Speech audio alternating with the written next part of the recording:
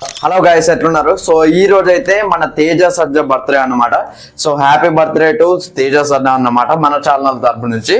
So నేనైతే అంటే ఇవాళ ఆయన బర్త్డే పునస్కరించుకొని అయితే జాంబిరెడ్డి 2 కి సంబంధించిన టైటిల్ టీజర్ అయితే అనౌన్స్మెంట్ టీజర్ అయితే రిలీజ్ చేశారనమాట. సో టీజర్ ఎలా ఉంది, టీజర్ లో ఏం చూపెట్టారు, మూవీ ఎలా ఉండబోతుంది, దీని గురించి అయితే క్లియర్ కట్ గా మాట్లాడుకుందాం. సో వీడియోని అయితే స్కిప్ చేయకుండా చూడడానికి ట్రై చేయండి. సో నేనైతే నాకు జాంబీస్ మూవీస్ అంటే చాలా ఇంట్రెస్ట్ అనమాట. సో చెప్తే ఏమేమి మూవీస్ నేను చూసినా కూడా. సో ఫస్ట్ జయం రవి గారి ఒక మూవీ ఉంటుంది అనమాట. అందులో హీరోయిన్ చూసుకున్నట్లయితే నివేద పైత్రాచరణ, తన పేరు నాకు అంత గుర్తొస్తలేదు, బట్ జయన్ రవి గారిది ఒక మూవీ ఉంటుంది. సో ఆ మూవీ కూడా చాలా బాగుంటుంది. అండ్ దాంతోపాటు విషపురం అనే ఒక మూవీ ఉంటుంది, నేను రికమెండ్ చేద్దామని అనుకున్నా. మీకు యూట్యూబ్లో ఉంటుంది. నేను చూసిన జాంబీ మూవీస్లో ఇదే బెస్ట్ మూవీ అని చెప్తాను నేను అడిగితే. అంటే ఒక రకంగా ఇప్పుడు అక్కడ కొరుకుతా అంటే మనకు అనిపిస్తుంది, అరే ఏంట్రా తప్పించుకోవాలరా అది ఇది అని చెప్పేసి ఒక రకమైన థ్రిల్లింగ్ ఎలిమెంట్ అయితే ఉంటుంది చూసిల్లా. సో అది మాత్రం చాలా బాగా కనెక్ట్ అవుతుంది మనకి. అండ్ దాంతోపాటు జాంబిరెడ్డి, సో జాంబిరెడ్డి చూసుకున్న వేరే లెవెల్ ఉంటుంది అనమాట. జాంబిరెడ్డి అంటే ఈ మూవీ గురించి మాట్లాడుతున్నా, దీని ప్రీక్వెల్ మూవీ గురించి మాట్లాడుతున్నా, అదే పార్ట్ 1 మూవీ గురించి. సో ఫస్ట్ అయితే టైటిల్ అనౌన్స్ చేశాను అనమాట. ఇక టీజర్ విషయానికి వస్తే ఒక డిస్క్లైమర్ ఇచ్చారనమాట. No intelligence has artificially being used in the making of this video అని చెప్పేసి. అంటే ఎటువంటి ఏఐ లాంటి ఇవి కూడా ఈ వీడియో చేయడానికి అయితే యూజ్ చేయలేదని అయితే వాళ్ళు చెప్తున్నారనమాట. మరి అది అలా క్రియేట్ చేశారో తెలీదు. మరి ఒక ఫన్నీ ఎమోజీ, మన ఎమోజీస్ తెలుసు కదా మీకు, ఆ ఎమోజీ లాంటిది కూడా ఒకటి పెట్టారనమాట. సో ఏ యూజ్ చేసే క్రియేట్ చేసిల్లని క్లియర్ అర్థమవుతుంది. దీన్ని అయితే మనుషులు చేస్తే ఎట్లుంటాయి అట్లుంటుంది, 3D యానిమేషన్ అయితే అని అయితే క్లియర్గా అర్థమవుతుంది. సో సాంగ్ అయితే ఇంట్రొడ్యూస్ చేశారనమాట, ఒక సాంగ్ తోటి అయితే. అంటే మామూలుగా పాత బతుకమ్మల కాడ పాడుకుంటారు చూసిలా, సో అట్లాంటి సాంగ్ లాంటిదే ఇది కూడా. అండ్ కార్ని చేంజ్ చేస్తున్నారు అనమాట. జాంబీస్ అన్ని కలిపి అయితే కార్ని చేంజ్ చేయడం అయితే చూడొచ్చు. చాలా జాంబీస్ ను చూపెట్టారు, కార్ మీద అటాక్ చేయడం లాంటివి చేస్తున్నాయి అనమాట.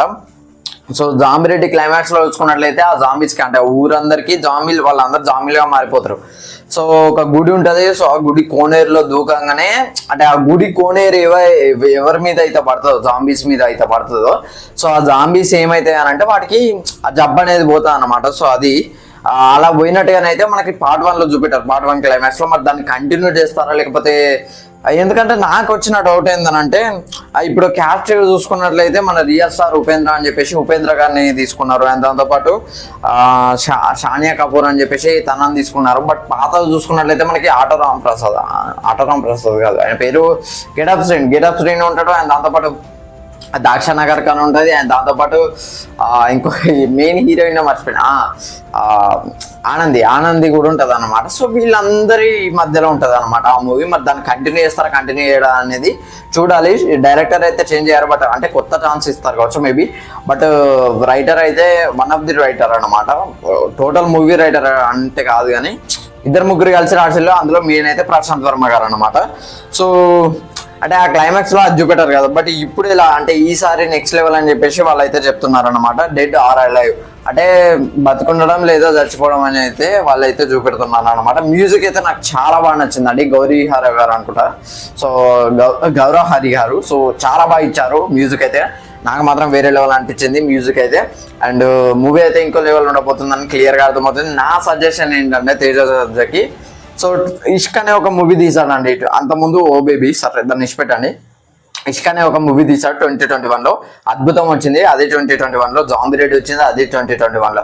2021లో 3 హిట్లు అయితే కొట్టడం అయితే జరిగింది అనమాట. హనుమాన్ చూసుకున్నట్లయితే 2024లో వచ్చింది. అంటే దాదాపు 3 years తర్వాత ఒక మూవీ చేశాడు. అండ్ దాంతోపాటు మిరాయి చూసుకున్నట్లయితే 2025లో అయితే వచ్చింది అనమాట. సో హనుమాన్ చూసుకున్నట్లయితే 2023లో వచ్చింది అనుకుంటా. So sorry for the mistake. 2023 నాకు క్లారిటీ లేదు కొద్దిగా. నాకు 2024లో కల్కి వచ్చింది. కల్కి ముందే హనుమాన్ రాలేదు అనుకుంటా. 2023లోనే హనుమాన్ వచ్చింది అనమాట. 23 సంక్రాంతికి వచ్చింది అనుకుంటా. సో ఆఫ్టర్ 2 years తర్వాత మిరాయి అనే ప్రాజెక్ట్ మీద అయితే వర్క్ చేశారు. సో మిరాయి 2025లో వచ్చింది అనమాట. నా సజెషన్ అంటే ఇప్పుడు మైథలాజికల్ మూవీస్ 2 చేశాడు అనమాట. హనుమాన్ చేశాడు, మిరాయి చేశాడు. లవ్ స్టోరీ చేశాడు ఇష్క్ అనే మూవీ తోటి. లవ్ స్టోరీ అండ్ సమ్ ఏదో థ్రిల్లింగ్ క్రైమో ఏదో ఉంటుంది. అంటే వీళ్ళిద్దరు కలిసి ప్రియప్రకాష్ వారియర్ తోటి ఉంటుంది అనమాట. వాళ్ళిద్దరు కలిసి బయటికి పోతారు.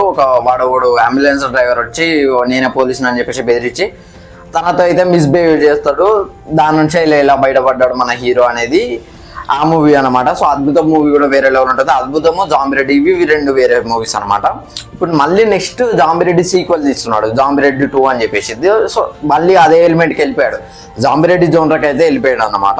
ఇప్పుడు నెక్స్ట్ చూసుకున్నట్లయితే హనుమాన్ సీక్వెల్ తీస్తాడు అనమాట. ఇప్పుడు జై హనుమాన్లో చూసుకున్నట్లయితే హీరో ఆయన, బట్ హనుమాన్ సీక్వెల్లో కూడా తిని ఉంటాడు. మళ్ళీ మైథాలజీకి వెళ్ళిపోయాడు, మళ్ళీ నెక్స్ట్ మైథాలజీ, ఎందుకంటే నెక్స్ట్ మిరాయి ఉన్నది కాబట్టి. సో ఇట్లా కాకుండా కొద్దిగా ఇంకొక 2 మూవీస్ ఏమన్నా వేరే చేసి ఆ తర్వాత ఈ సీక్వెల్స్కి న్యాయం చేసుకుంటూ పోతే బాగుండు అన్నట్టుగా నాకు అనిపించింది అనమాట. సో ఇంతకు మించి అయితే ఏం లేదనమాట. సో ఇది Zombie Reddy sequel, Zombie Reddy next level dead or alive teaser, title teaser announcement review అన్నమాట. సో ఈ వీడియో నచ్చితే లైక్, షేర్, సబ్స్క్రైబ్ చేసేయండి. సో ఇంతకు మించి అయితే ఏం చెప్పనక్కర్లేదు. Thanks for watching.